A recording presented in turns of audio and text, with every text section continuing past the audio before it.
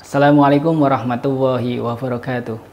Alhamdulillahirrabbilalamin. Asyhadu an la ilaha illallah wa asyhadu anna Muhammadur Rasulullah.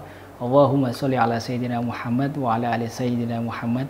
Rabbi shrahli sadri wa yassirli amri wahlul 'uqdatam min lisani yafqahu qawli. Rabbi zidni ilma warzuqni fahma.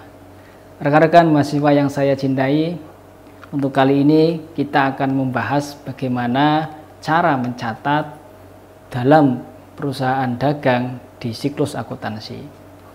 Kita masih ingat bahwa siklus akuntansi untuk perusahaan dagang maupun perusahaan jasa pada dasarnya itu adalah sama, yaitu diawali dengan melakukan analisis terhadap bukti-bukti transaksi, kemudian melakukan pencatatan, kemudian melakukan penggolongan dan pengikhtisaran, yang terakhir adalah melakukan laporan keuangan atau penyusun laporan keuangan. Nah, kali ini kita akan mengupas tuntas bagaimana pada perusahaan dagang melakukan pencatatan terhadap transaksi-transaksi perusahaannya. Baik, dalam transaksi-transaksi yang dilakukan oleh perusahaan dagang, tentu ini biasanya perusahaan dagang itu akan memiliki transaksi yang lebih besar, lebih banyak daripada perusahaan jasa. Karena perusahaan dagang biasanya memiliki banyak sekali jenis-jenis barang dagang, kemudian banyak sekali perusahaan-perusahaan sebagai supplier, kemudian memiliki banyak konsumen, maka harus diperlukan pencatatan yang sifatnya lebih khusus. Nah, kali ini kita akan membahas jurnal khusus, buku besar, dan neraca. Jurnal khusus ini adalah jurnal yang digunakan untuk mencatat transaksi-transaksi secara rutin untuk akun-akun yang memiliki transaksi yang sering terjadi atau memiliki frekuensi transaksi yang banyak. Karena ini perusahaan dagang, maka biasanya setiap hari itu ada puluhan bahkan ratusan transaksi yang terjadi di hari itu dengan akun yang sama, yaitu misalkan penjualan kepada toko A, penjualan kepada toko B, penjualan kepada toko C, dan seterusnya. Ini adalah transaksi yang rutin dan frekuensinya sangat banyak. Maka biasanya perusahaan-perusahaan tersebut akan menggunakan buku yang namanya jurnal khusus, yaitu jurnal untuk mencatat transaksi yang sifatnya rutin terjadi dan sejenis. Kalau perusahaan-perusahaan kecil itu cukup menggunakan satu jurnal saja, yaitu jurnal umum. Dan ini yang dilakukan di dalam perusahaan jasa. Apa manfaatnya perusahaan menggunakan jurnal khusus? Yang pertama adalah menyederhanakan pencatatan. Karena di dalam jurnal ini nanti akan diberikan kolom-kolom tersendiri yang memudahkan kita dalam mencatat. Kemudian yang kedua, menghemat waktu, tenaga, dan biaya. Karena di sini tentu ada kolom-kolomnya tersebut, maka tenaga dan biaya itu akan terpangkas habis di situ. Kemudian bisa dilakukan pembagian pekerjaan, bisa dilakukan pembagian pencatatan kepada karyawan yang lain misalkan. Kemudian ada pengelompokan transaksi, sehingga akan berakhir pada memudahkan kita dalam melakukan posting ke dalam buku besar. Nah, sekarang apa bedanya jurnal umum dengan jurnal khusus? Nah, kalau jurnal umum digunakan untuk semua jenis transaksi, baik misalkan kalau dalam perusahaan jasa itu pendapatan, kemudian ada beban-beban, pembayaran listrik misalkan, pembayaran gaji, ya itu semuanya dicatat dalam satu jurnal.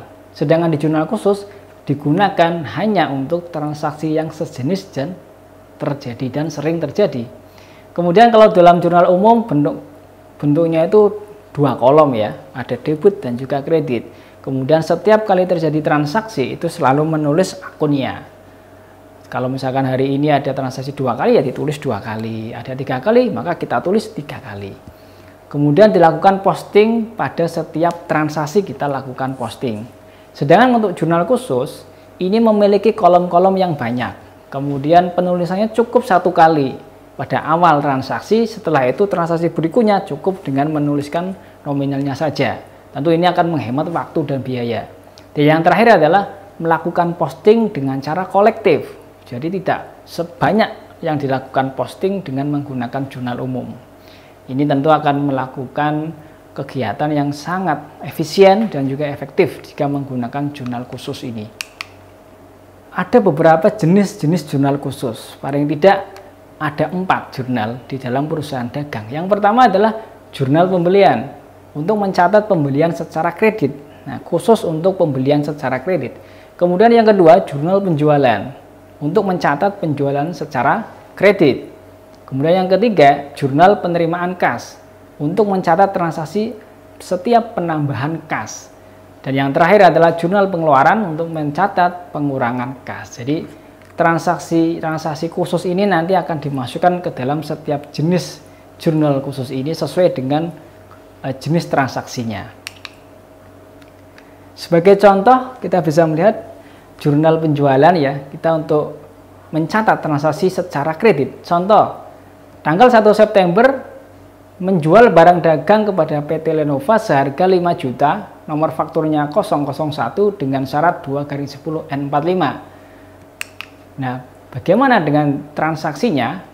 Karena ini adalah transaksi secara kredit, kita bisa melihat kredit karena di situ ada faktur, kemudian juga ada syarat, maka kita masukkan ke dalam jurnal penjualan. Kita masukkan angka tanggal 1 September dengan debitornya adalah PT Lenovo, nomor fakturnya kita isi 001, kemudian di sebelah debit itu ada akun piutang dagang dan kredit ada akun penjualan. Jadi nama akun hanya dicatat 1 kali, yaitu piutang dagang dan penjualan. Sedangkan nanti transaksi berikutnya kita hanya mencatat nominalnya saja. Kemudian yang tanggal 5, transaksi tanggal 5 menjual kepada Tuan Arif seharga 2 juta. Nah, ini juga sama dimasukkan ke dalam jurnal penjualan. Kita tinggal memasukkan angkanya di baris yang kedua. Ini cukup menghemat waktu karena kita hanya mencatat nominalnya saja. Berbeda dengan jurnal umum yang harus mencatat setiap transaksi dengan nama akun tersebut. Bagaimana dengan contoh jurnal pembelian, yaitu pembelian secara kredit. Nah, contohnya tanggal 1, PT Komputek membeli barang dari PT Makmur seharga 3 juta dengan syarat 2/10N45. Maka kita tinggal memasukkan tanggal, kemudian krediturnya diisi PT Makmur, kemudian syarat pembeliannya kita tulis 2/10N45, kemudian debitnya bertambah yaitu pembelian, kemudian kreditnya utang dagang. Karena di sini kita menggunakan akun pembelian, maka dapat dipastikan ini adalah menggunakan sistem pencatatan fisik atau periodik. Kemudian tanggal 13 membeli barang dagang dari Toko Jaya dengan harga 5 juta dengan syarat end of month. Jadi tanggal 13 kita masukkan saja di bawahnya tanggal 1 sesuai dengan jurnal pembelian. Cukup mudah karena ini adalah mempermudah dan mempersingkat pencatatan di dalam persediaan dalam perusahaan barang dagang ini. Kemudian selanjutnya adalah contoh jurnal penerimaan kas, yaitu untuk mencatat penerimaan kas baik penjualan tunai, pendapatan bunga, kemudian pendapatan sewa, bahkan pendapatan lain-lain juga dicatat dalam jurnal ini. Contohnya, tanggal 13 September dijual barang dagang secara tunai kepada FA Vina seharga 1 juta. Kemudian kita catat tanggal 13, keterangannya FA Vina, kemudian debitnya kas, karena kita menjual barang dagang secara tunai, maka keterangan debitnya adalah kas. Kemudian kreditnya itu adalah penjualan. Kita masukkan ke dalam kolom penjualan di sisi kredit. Kemudian transaksi yang kedua tanggal 15 kita diterima bagi hasil nih dari Bank Syariah misalkan sebesar 200.000. Maka kita tinggal memasukkan tanggal 15, kemudian keterangannya pendapatan bagi hasil bank. Kemudian karena kita mendapatkan bagi hasil secara tunai ya, diasumsikan secara tunai, maka kas kita bertambah di debit. Kemudian kreditnya kita memasukkan kepada kolom lain-lain. Kenapa kolom lain-lain? Karena kebetulan dalam contoh ini yang kita buatkan kolom tersendiri itu adalah akun piutang dagang dan juga akun penjualan. Sedangkan transaksi-transaksi yang jarang terjadi seperti ini, misalkan pendapatan bagi hasil bank, itu kita masukkan ke dalam kolom lain-lain. Ini adalah kolom untuk menampung akun-akun yang jarang terjadi. Kemudian transaksi yang ketiga, tanggal 30 September, diterima pelunasan dari Tuan Arif sebesar 2 juta. Maka kita tinggal memasukkan di debit angka 1.900.000 dan juga ada potongan pembelian 100.000. Misalkan ada potongan pembelian. Kemudian piutang dagang senilai 2 juta di sebelah kredit. Ini adalah contoh transaksi yang mengakibatkan penambahan kas dan kita masukkan ke dalam jurnal penerimaan kas. Selanjutnya, bagaimana dengan contoh jurnal pengeluaran kas? Jurnal-jurnal ini digunakan untuk mencatat kas yang keluar, baik untuk membayar hutang, membeli barang dagang, membayar gaji misalkan. Kemudian membeli barang dagang secara kredit ini dimasukkan ke dalam jurnal pembelian tentunya, bukan di jurnal pengeluaran. Oke, sebagai contoh, tanggal 12 September dibeli barang dagang secara tunai dari CV Mandiri sebesar 10 juta. Kemudian kita catat di situ tanggal 12, debitnya pembelian, kemudian kreditnya adalah kas karena secara tunai. Tanggal 17 dibayar beban angkut 200.000. Kita catat di debit adalah lain-lain karena di sini hanya terdapat akun pembelian dan juga utang usaha, sedangkan beban angkut ini dirasa oleh perusahaan adalah transaksi yang jarang terjadi sehingga dimasukkan ke dalam kolom lain-lain. Kemudian kreditnya itu adalah kas. Dan transaksi yang ketiga adalah dibayar sebagian utang dagang kepada PT Makmur sebesar 3 juta. Maka kita masukkan nama PT Makmur pada kolom nama kreditor. Kemudian karena ini adalah pembayaran hutang, maka utang usahanya berkurang di sebelah debit. Kemudian kreditnya itu adalah kas dan juga potongan. Karena kita ilustrasikan mendapat potongan sebesar 60.000. Kemudian ada jurnal umum.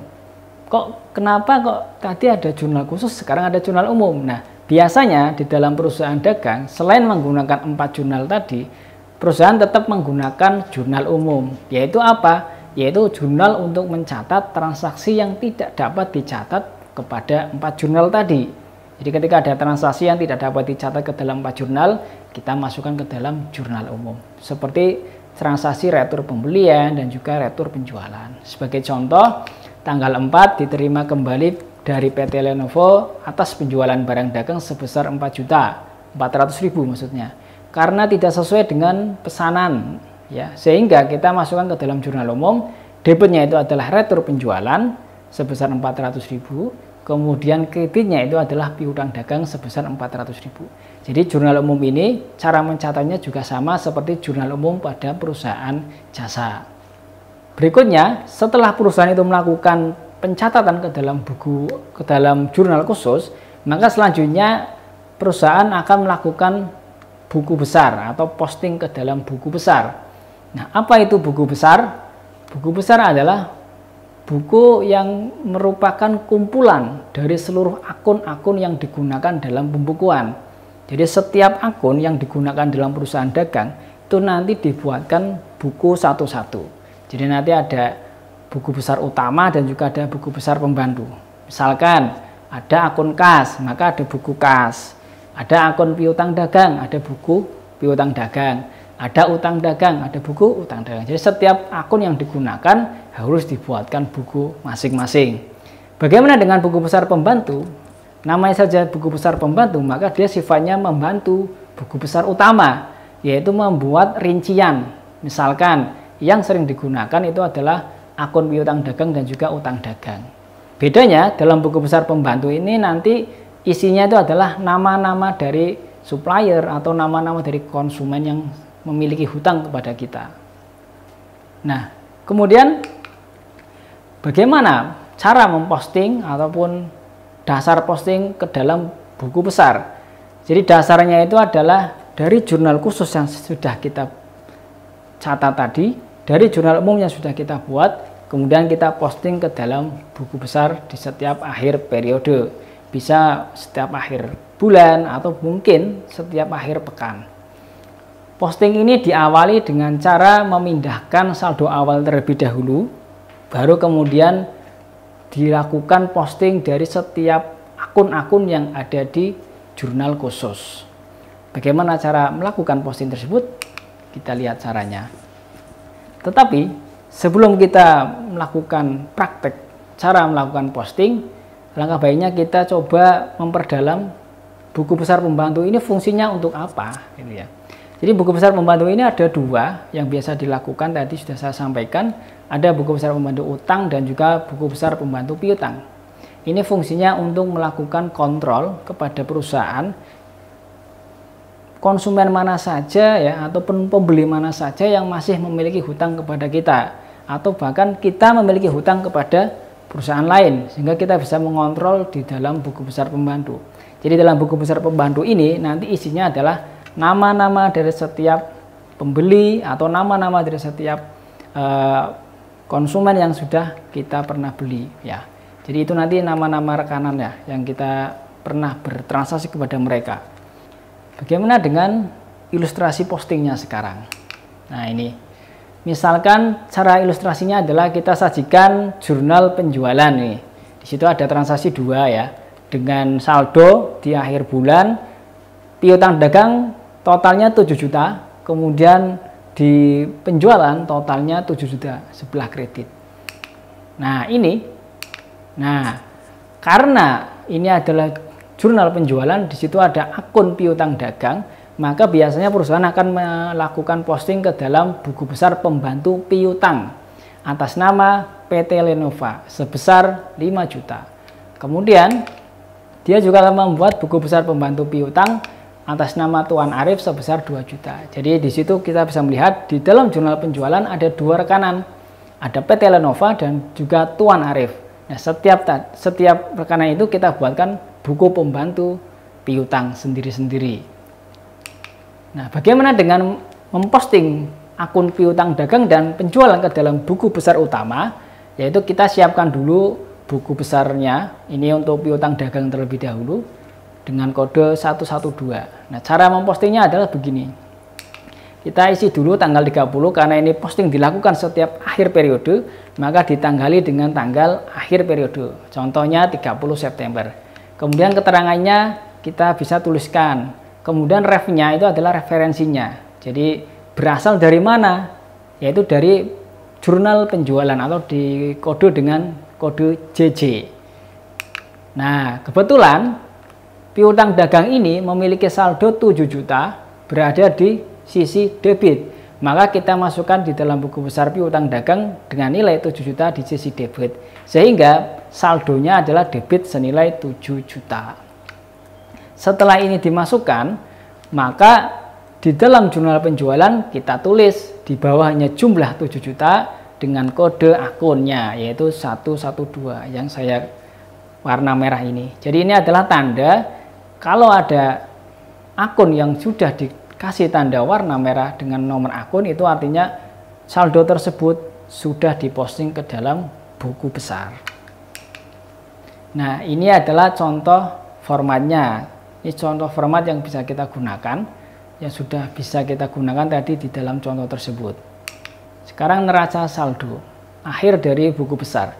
Jadi setelah jurnal khusus yang sudah kita buat, semuanya sudah kita posting ke dalam buku besar, maka di setiap buku besar akun itu akan memiliki saldo-saldo akhir. Nah, saldo-saldo inilah yang akan kita kumpulkan menjadi satu daftar yang namanya neraca saldo. Jadi, neraca saldo adalah suatu daftar yang tersistematis untuk mencatat sisa-sisa saldo setiap akun di buku besar di bagian debit maupun kredit. Jadi kita pindahkan dari tadi buku besar yang sekian banyak itu, setiap akun kita pindahkan ke dalam daftar saldo ini. Gunanya untuk apa? Untuk mencocokkan jumlah sisa seluruh akun buku besar. Kemudian untuk mempermudah pengikhtisaran dan menyusun laporan keuangan. Seperti apakah itu neraca saldo? Inilah contohnya. Ini contoh dari PT Sejahtera, daftar saldo per 31 Desember tahun 2020 sebagai contoh. Kita melihat di sini ada akun kas, kemudian ada akun piutang dagang, ada akun persediaan barang dagang. Jadi di dalam daftar ini, angka-angka ini berasal dari saldo di setiap akun di buku besar. Misalkan kas, saldonya 34.200.000. Ini artinya di buku besar, saldo kas adalah 34.200.000. Begitu juga dengan piutang dagang, kemudian persediaan barang dagang, dan seterusnya. Dan di sini kita bisa melihat bagaimana keseimbangan antara debit dan kredit. Apabila neraca ini sudah seimbang, artinya antara debit dan kredit itu nilainya pasti sama. Dalam hal ini contohnya 112.150.000 rupiah sisi debit, begitu juga dengan sisi kredit. Ini adalah salah satu manfaat dibuatkannya daftar saldo. Nah, itu adalah serangkaian siklus akuntansi pada proses pencatatan akuntansi. Dari transaksi yang ada, kita input ke dalam jurnal khusus, kemudian kita postingkan ke dalam buku besar dan juga buku besar pembantu. Setelah itu kita kumpulkan jadi satu menjadi neraca saldo. Ini adalah proses pencatatan yang dilakukan oleh perusahaan dagang untuk melihat bagaimana proses-proses transaksi yang telah dilakukan dalam periode akuntansi tertentu. Demikian penjelasan dari saya mengenai bagaimana perusahaan dagang dalam mencatat transaksinya menggunakan jurnal khusus, kemudian melakukan posting ke dalam buku besar dan buku besar pembantu. Kemudian yang terakhir adalah mengumpulkan sisa-sisa saldo dari akun-akun tersebut ke dalam sebuah daftar neraca saldo. Semoga bermanfaat. Assalamualaikum warahmatullahi wabarakatuh.